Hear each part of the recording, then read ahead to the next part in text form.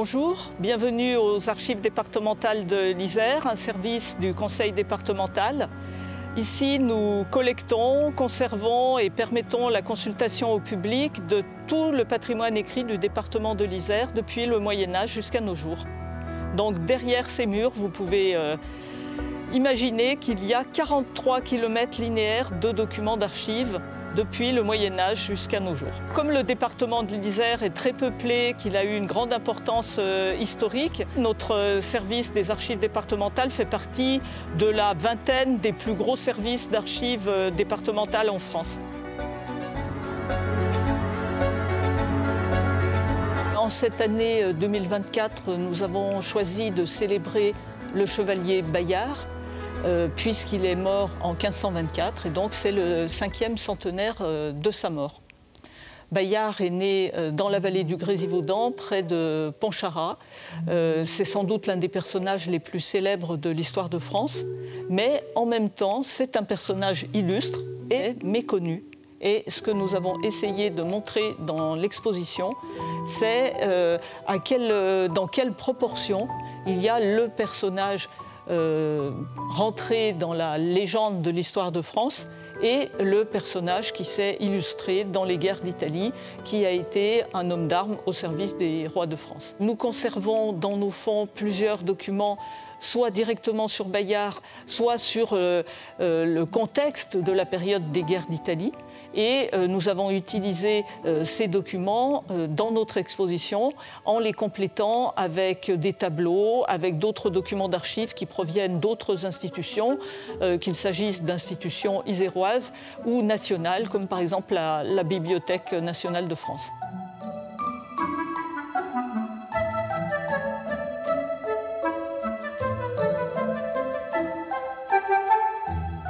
Notre exposition s'ouvre sur ce grand portrait de Bayard. C'est un tableau qui a été peint au début du XVIIe siècle, c'est-à-dire bien longtemps après la mort de Bayard. Il est important, ce tableau, parce qu'il est inconnu du public, il est conservé chez un particulier et il a fait partie d'une galerie de tableaux qui était présentée à Paris dans le palais du cardinal de Richelieu, qui représentait tous les grands hommes de France, de l'histoire de France.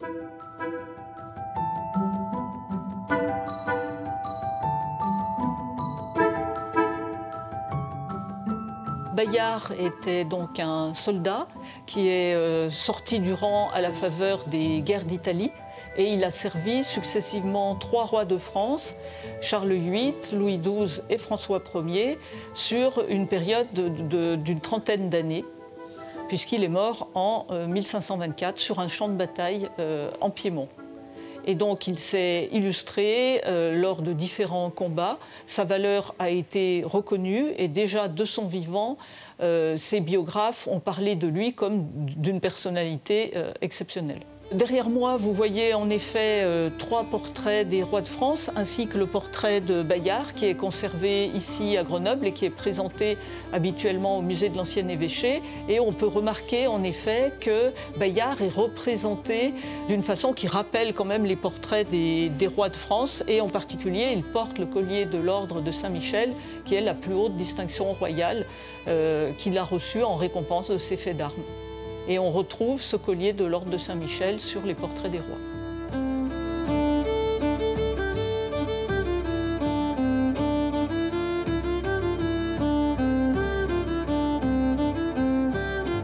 Alors, dans cette première partie de l'exposition, nous avons voulu expliquer au travers d'ouvrages comment le personnage historique de Bayard, de son vivant même et jusqu'à l'époque contemporaine, est devenu une grande figure du roman national, de l'histoire de France, et qu'il a été érigé en idéal, tout d'abord pour les jeunes nobles, et également au XVIIIe siècle dans le cadre de l'émergence de la nation, et même plus récemment, pendant la Seconde Guerre mondiale, dans les camps opposés, eh bien, ces valeurs de vaillance, de courage, de fidélité au service du roi, eh bien, se sont transmises de génération en génération au travers de livres qu'on offrait en prix scolaire aux jeunes gens, ou encore dans l'enseignement scolaire ou dans les images d'Épinal. Donc Bayard a traversé les siècles en acquérant à chaque fois, selon les périodes, selon les demandes de la société finalement, une nouvelle stature, mais c'est toujours le héros en modèle qu'on doit imiter pour sa vaillance, pour son courage, pour sa fidélité, pour son sens de l'honneur, des valeurs qui étaient traditionnellement rattachées aux chevaliers, comme on peut le voir sur certaines des illustrations de notre exposition. De son vivant même, en 1507, un parent de Bayard, qui s'appelait Symphorien Champier, a écrit un ouvrage qui a connu beaucoup de succès, qu'il a ensuite publié sous une autre forme et qui était vraiment la vie de son héros Bayard. Et ce livre a eu beaucoup de succès et c'est à partir de cet ouvrage-là que d'autres se sont greffés et se sont développés jusqu'à notre époque finalement.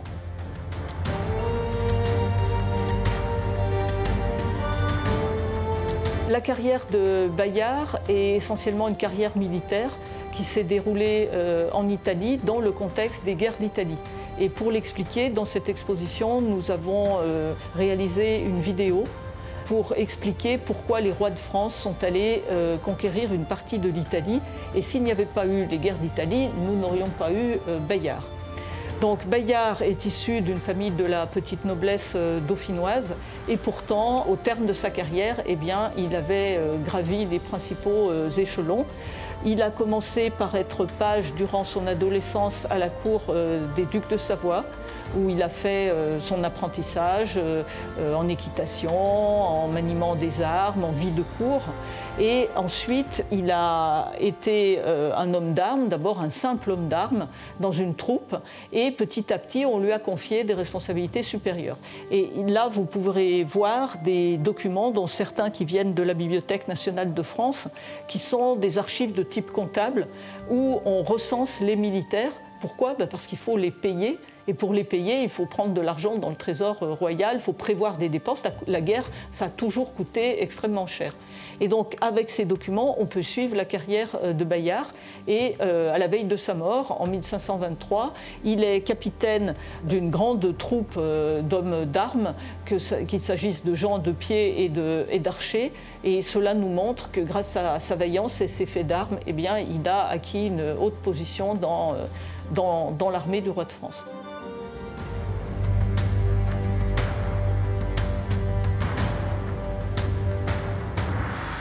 Comment est-ce que les nouvelles circulent? Comment est-ce que les Français apprennent l'issue des batailles qui se déroulent en Italie? C'est ce que nous avons voulu présenter dans cette partie de l'exposition. Il faut se souvenir que la vie de Bayard, c'est au moment de la diffusion de l'imprimerie et donc de la circulation des nouvelles sous une autre forme que simplement l'oralité. Et on a pu retrouver ce qu'on appelle des lettres nouvelles, c'est-à-dire des sortes de petits tracts qui sont illustrés ou non et qui donnent des nouvelles des batailles et essentiellement évidemment des victoires des rois de France en Italie. Et ici, aux archives départementales, nous avons aussi dans nos archives des copies de ces lettres qui sont écrites entre guillemets par les rois de France depuis le champ de bataille et qui annoncent au peuple français qu'il y a eu une grande victoire. Donc c'est ainsi que nous avons la grande fierté de posséder un volume qui contient la relation de la bataille de Ravenne en 1512 et aussi de la bataille de Marignan, la célèbre bataille de Marignan qui est une des dates les plus connues de l'histoire de France, donc 1515 égale Marignan égale François Ier et puis aussi égale Bayard puisqu'il a participé à cette grande bataille. On est là dans le registre de l'information et aussi de la propagande, parce que forcément, ce sont les victoires qui sont mises en valeur et elles arrivent sous forme de copies de lettres qui sont adressées, par exemple, aux grands responsables de chaque province. Donc ici, chez nous, c'est le Parlement de Dauphiné, les officiers de la Chambre des comptes, et eux-mêmes recopient ces nouvelles, les diffusent dans leur entourage, les prêtres dans leur homélie, lors de la messe du dimanche, eh bien, ils en profitent aussi pour parler de cette grande victoire. Et c'est comme ça que, de bouche à oreille aussi, se répandent les nouvelles.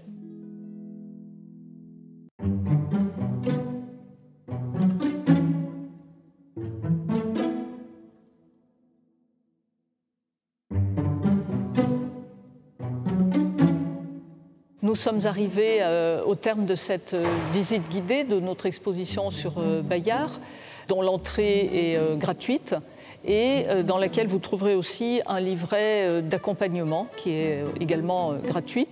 Alors nous présentons une exposition, mais le cœur de notre métier, c'est la conservation et la consultation des documents par le public que vous voyez travailler dans notre salle de lecture. Les archives départementales, c'est un service qui est ouvert à tout public, d'accès gratuit sur simple inscription et délivrance d'une carte de lecteur. Et nous accueillons les personnes qui viennent faire des recherches de tous ordres, aussi bien des recherches de type généalogique, des chercheurs, mais aussi beaucoup de personnes qui viennent parce qu'elles ont besoin d'un document d'archives pour prouver un droit. Alors vous pourrez retrouver énormément d'éléments, aussi bien sur l'exposition que sur les fonds d'archives, sur notre site internet archives.isère.fr.